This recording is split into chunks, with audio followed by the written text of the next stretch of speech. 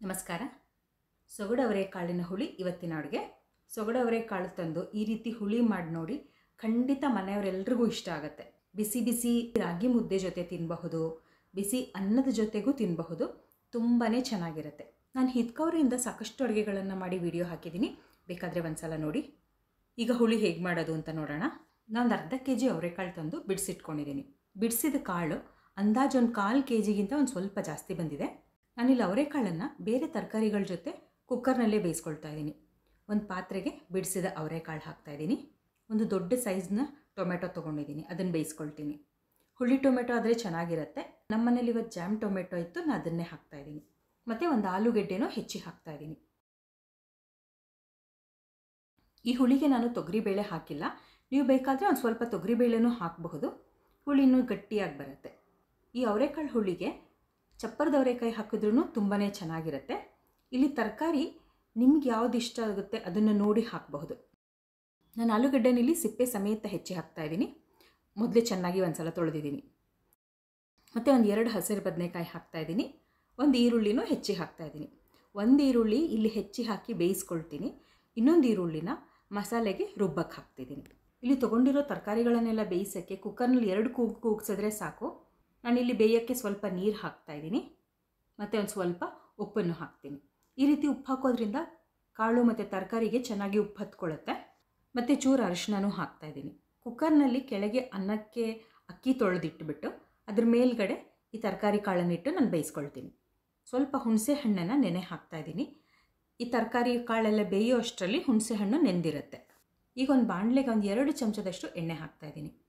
1-2 ಸೀಳಿರೋ ಹಸಿಮೆಣಸಿನ್ಕಾಯಿ ಹಾಕ್ತೀನಿ ಮತ್ತು ಒಂದು ಈರುಳ್ಳಿನ ಹೆಚ್ಚಿ ಹಾಕ್ತಾಯಿದ್ದೀನಿ. ಈರುಳ್ಳಿ ಇವಾಗ ಚೆನ್ನಾಗಿ ಬಾಡಿಸ್ಕೊಳ್ಬೇಕು. ನಾನು ಈಗಾಗಲೇ ಒಂದು ಈರುಳ್ಳಿನ ಅವರೆಕಾಳು ಜೊತೆ ಬೇಯಕ್ಕೆ ಹಾಕಿದ್ದೀನಿ. ಇನ್ನೊಂದು ಈರುಳ್ಳಿ ಈಗ ಬಾಡಿಸ್ತಾಯಿದ್ದೀನಿ. ಸ್ವಲ್ಪ ಇಂಗನ್ನು ಹಾಕ್ತಾಯಿದ್ದೀನಿ.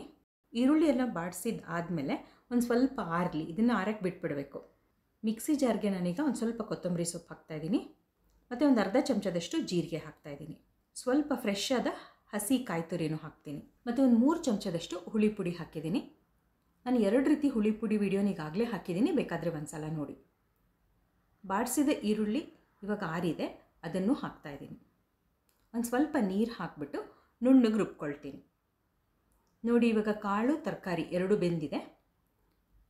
ಬೆಂದ ಟೊಮೆಟೊ ಮತ್ತು ನಾನಿಲ್ಲಿ ಒಂದು 3 ಚಮಚದಷ್ಟು ಬೆಂದ ಅವರೆಕಾಳನ್ನು ತೆಗೆದಿಟ್ಕೊಳ್ತೀನಿ. ಇವೆರಡು ಸ್ವಲ್ಪ ಆರಲಿ. ಆರಿದ ಮೇಲೆ ಇದನ್ನು ನಾನು ರುಬ್ಬಕ್ಕೆ ಹಾಕ್ತಿದ್ದೀನಿ. ಇಲ್ಲಿ ಟೊಮೆಟೊನ ರುಬ್ಬೋ ಬದಲು ಹಾಗೆ ಕೈಯಲ್ಲಿ ಕಿವುಚಿ ಕೂಡ ಹಾಕಬಹುದು. ನಿಮ್ಗೆ ಹೇಗೆ ಅನಿಸುತ್ತೆ ಹಂಗೆ ಮಾಡ್ಬೋದು.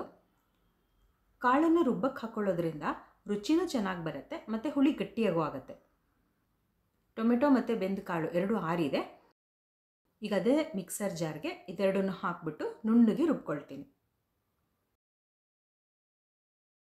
ಈಗ ಹುಳಿ ಮಾಡೋ ಪಾತ್ರೆಗೆ 1ರಿಂದ 1.5 ಚಮಚದಷ್ಟು ಎಣ್ಣೆ ಹಾಕ್ತಾಯಿದ್ದೀನಿ. ಒಂದು ಸ್ವಲ್ಪ ಸಾಸಿವೆ ಹಾಕ್ತೀನಿ. ಸಾಸಿವೆ ಸಿಡಿದ ಮೇಲೆ ಹಿಂಗೆ ಹಾಕ್ತಾಯಿದ್ದೀನಿ. ಈಗ ಇದಕ್ಕೆ ರುಬ್ಬಿರೋ ಮಸಾಲೆ ಹಾಕ್ತಾಯಿದ್ದೀನಿ. ಮಸಾಲೆನ ಈ ರೀತಿ ಎಣ್ಣೆಲಿ ಬಾಡಿಸಿದ್ರೆ ರುಚಿ ಚೆನ್ನಾಗಿರುತ್ತೆ. ಇದಕ್ಕೆ ಹುಣಸೆ ರಸ ಹಾಕ್ತಾಯಿದ್ದೀನಿ. ಮಸಾಲೆ ಈಗ ಒಂದು ಕುದಿ ಬರಲಿ.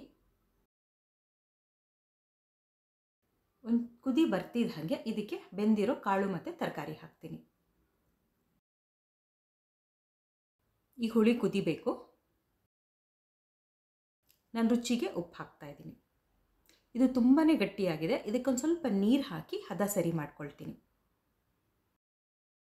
ಚೆನ್ನಾಗಿ ಒಂದು 7-8 ನಿಮಿಷ ಕುದಿಬೇಕು. ತರಕಾರಿಗಳೆಲ್ಲ ಈಗಾಗಲೇ ಬೆಂದಿರೋದ್ರಿಂದ ತುಂಬ ಜಾಸ್ತಿ ಏನು ಕುದಿಸ್ಬೇಕಾಗಿಲ್ಲ. ಇವೆಲ್ಲ ಹೊಂದ್ಕೊಳ್ಳೋವರೆಗೂ ಕುದಿಸ್ಬೇಕಷ್ಟೆ. ಮತ್ತು ಈಗಾಗಲೇ ಒಗ್ಗರಣೆಯಲ್ಲಿ ಮಸಾಲೆ ಬೇಯಿಸಿರೋದ್ರಿಂದ ಮತ್ತೆ ಮೇಲೆ ನಾನು ಒಗ್ಗರಣೆ ಹಾಕ್ತಾಯಿಲ್ಲ. ಈ ಹುಳಿ ಚೆನ್ನಾಗಿ ಕುದ್ದಿದೆ. ಸೊಗಡು ಅವರೆಕಾಳಿನ ಹುಳಿ ತಿನ್ನೋಕ್ಕೆ ಸಿದ್ಧವಾಗಿದೆ. ನೀವು ಹೇಗೆ ಅವರೆಕಾಳು ಹುಳಿ ಮಾಡ್ತೀರಾ ಅನ್ನೋದನ್ನು ನನಗೆ ಕಮೆಂಟ್ ಮಾಡಿ ಹೇಳಿ. ಬಿಸಿ ಬಿಸಿ ಅನ್ನದ ಜೊತೆ ತಿನ್ನೋಕ್ಕೆ ತುಂಬಾ ರುಚಿಯಾಗಿತ್ತು. ನಿಮಗೆ ಈ ಅವರೆಕಾಳಿನ ಹುಳಿ ಇಷ್ಟ ಆದರೆ ನೀವು ಒಂದು ಸಲ ಮಾಡಿ ನೋಡಿ, ಹೇಗೆ ಬಂತು, ನಿಮ್ಮ ಮನೇಲೆಲ್ಲರಿಗೂ ಇಷ್ಟ ಆಯಿತಾ ಅನ್ನೋದನ್ನು ನನಗೆ ಕಮೆಂಟ್ ಮಾಡಿ ಹೇಳಿ. ಇನ್ನೊಂದು ಅಡುಗೆ ಜೊತೆ ಮತ್ತೆ ಸಿಗ್ತೀನಿ.